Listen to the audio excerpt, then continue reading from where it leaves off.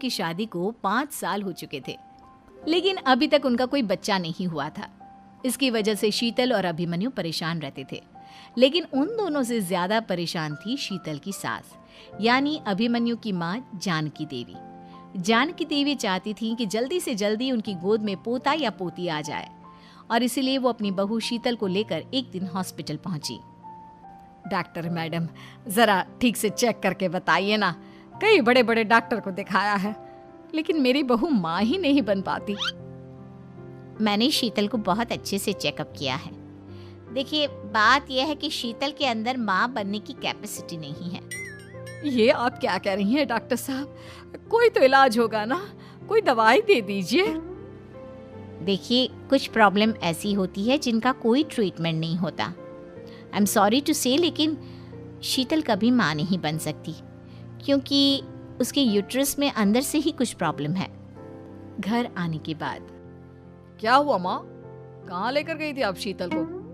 अरे कहाँ लेकर जाती, डॉक्टर मैडम के पास ले गई थी, लेकिन तेरी बीवी तो कभी माँ बन ही नहीं सकती। मम्मी जी, इसमें मेरी क्या गलती? अगर अंदर से कोई प्रॉब्लम है तो उसमें मैं भी कुछ नहीं कर सकती। जानती हूँ, ये बात डॉक्टर के मुंह से सुन चुकी हूँ।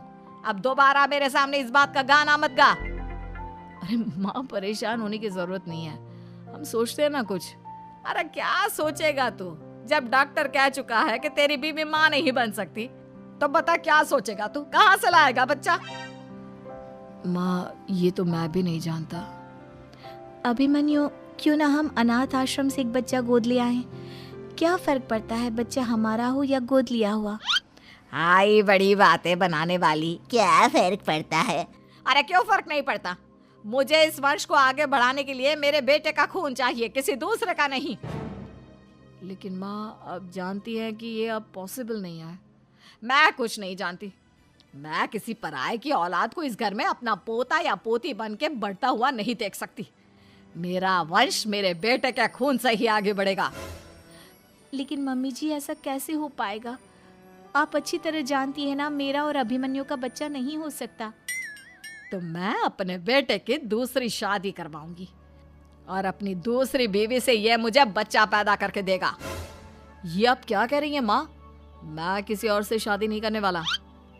मेरे रहते हुए आप अभिमन्यु की शादी किसी और से करवाएंगी? मम्मी जी, आप ऐसा कैसे कर सकती हैं?